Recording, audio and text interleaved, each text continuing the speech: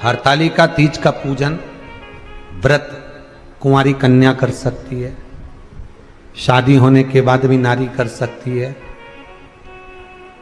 अंतिम अवस्था तक प्राण छूटे तब तक हरतालिका तीज का व्रत नहीं छोड़ना चाहिए।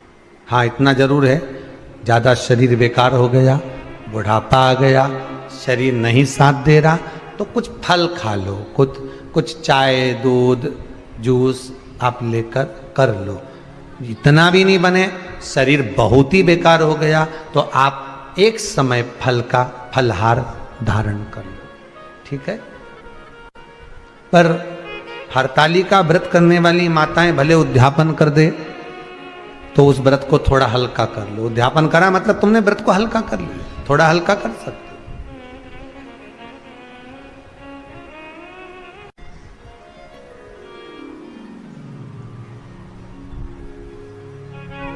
हरतालिका तीज का जो व्रत का उद्यापन करते हैं उसमें 5 चीज रखते हैं ना, 5 कपड़े स्त्री के, 5 कपड़े पुरुष के, 5 तरह का अनाज, 5 तरह का फलहार, 5 तरह का फल। तो 5 तरह का जो फल रखाता है हरतालिका तीज के उद्यापन में, दुनिया के लोग उस 5 तरह के फल को केला गिन ले, पपीता गिन ले, मौसम्बी गिन ले और अनार गिन ले, संतरा गिन ले, सब कुछ गिन लेते हैं, पर उस 5 तरह के फल में धतूरे को नहीं गिनते। पर शिव कथा में वर्णन आता है, हरतालिका तीज के उद्यापन में लिखा हुआ है, सबसे पहले 5 फल अगर गिनना है तो उसमें पहले धतूरे को गिनो, क्योंकि शंकर को वो प्रिय होता है, शंकर उसको स्वीकार कर लेता है। और धतूरा शंकर भगवान को क्यों चढ़ाया जाता है उसका प्रसंग आपको पहले भी कहा, आज फिर कहते हैं। धतूरा जब हम भगवान शंकर को समर्पित करते हैं तो हमारा कोई कार्य अटक रहा होता है, जिस कार्य को बार बार एग्जाम में बैठे हो, बार बार परेशान हो रहा है, बार बार इंटरव्यू देने जा रहे हो, नहीं हो रहा, एक बार धतूरे को हृदय से भगवान को प्रेम से, करुणा सागर मेरे शंकर को दिल से एक बार वो धतूरा भगवान से विनती कर कर उसको चढ़ाओ तो सही, भगवान तुम्हारा कार्य सफल कर देगा। पर दिल से चढ़ाना, हृदय। हरतालिका तीज की पूजन करने वाले को चाहिए कि बालू का, मिट्टी का शिवलिंग बनाना चाहिए। फुलेरा जो बनाया गया है ऊपर शंकर जी के ऊपर लटकाने के लिए, टांगने के लिए, उसके नीचे शिव पार्वती गणेश जी की सुंदर बालू की मूर्ति बना लेना चाहिए, पार्थिव लिंग का निर्माण कर लेना चाहिए। शिव की आराधना करना चाहिए।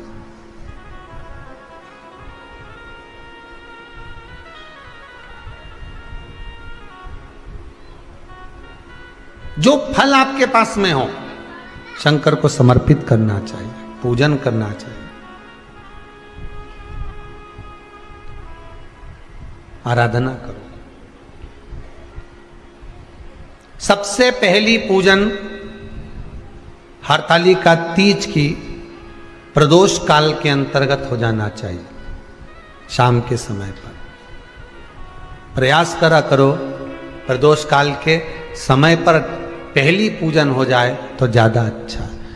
पर लोगों की आदत रहती है कि 8 बजे तक, 8:30 बजे तक, 9 बजे तक पहली पूजन करें, फिर दूसरी आराम से, फिर तीसरी, फिर आराम से, फिर चौथी। तो ऐसा सब अपने अपने हिसाब से। पर शास्त्र रीति कहती है कि प्रदोष का जो समय होता है, प्रदोष काल जो होता है, शाम का जो समय होता है, उस समय पर हरतालिका तीज की पहली पूजन हो, जिससे आपका स्मरण चित्त शंकर भगवान में उस घड़ी, उस पल, उस क्षण में आप शिव के हो जाएं और शंकर आपका हो जाए।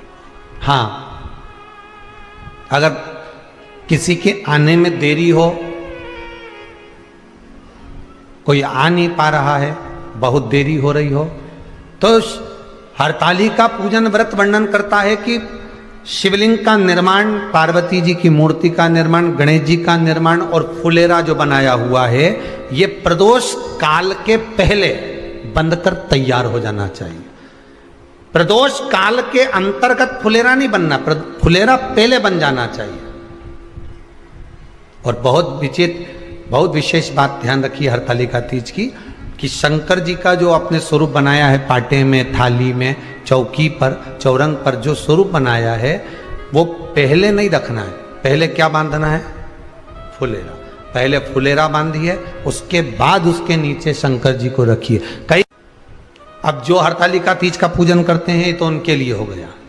अब दूसरे के लिए भी सुन ले। जो नारी हरतालिका तीज का पूजन नहीं करती, व्रत नहीं करती, साधना नहीं करती, उसके लिए भी कहा गया कि आप अगर ये व्रत नहीं करते हो तो एक कार्य जरूर करना, कहीं पर फुलेरा बंधा हो, हरतालिका की पूजन हो रही हो, 5 मिनट 10 मिनट निकालकर अपने आसपास के किसी पौधे में से पत्तियां लेकर या पुष्प लेकर 5 वृक्ष की पत्ती या 5 वृक्ष के पुष्प लेकर शंकर भगवान को जब पूजन हो रही हो, 5 मिनट माताएं जब पूजन कर रही हों, तब आप भी उस पुष्प को, उस पत्तियों को शंकर को समर्पित कर सकते हो। ये नहीं चढ़ा सकते तो 5 फल नहीं चढ़ा सकते तो 5 कुछ भी पुष्प आदि का आप शिव को समर्पित कर दो। और क्यों चढ़ाया जाता है, किस लिए चढ़ाना चाहिए? तो कहा कन्या स्त्री अगर मान लो हरतालिका का व्रत नहीं करती, पूजन नहीं करती, आराधना नहीं करती, तो वो कन्या, वो नारी, वो स्त्री, वो पुरुष कार्य तो बहुत करेगा, दुकान भी 4 चलाएगा, व्यापार भी बढ़ाएगा, पर संपदा को जोड़ नहीं पाएगा। 1 रुपए कमाएगा, 1.25 रुपए खर्च वाला काम चलेगा। हस्त नक्षत्र में जो तृतीया पड़ती है, हस्त नक्षत्र के अंतर्गत जो तृतीया का महत्व कहा गया है, वो संपदा को बढ़ाती है, मनोकामना को पूर्ण करती है। इस नक्षत्र के अंतर्गत जो तृतीया आती है वो मनोकामना को पूर्ण कर कर चली जाती है। इसलिए शिव की आराधना के लिए प्रथम माने।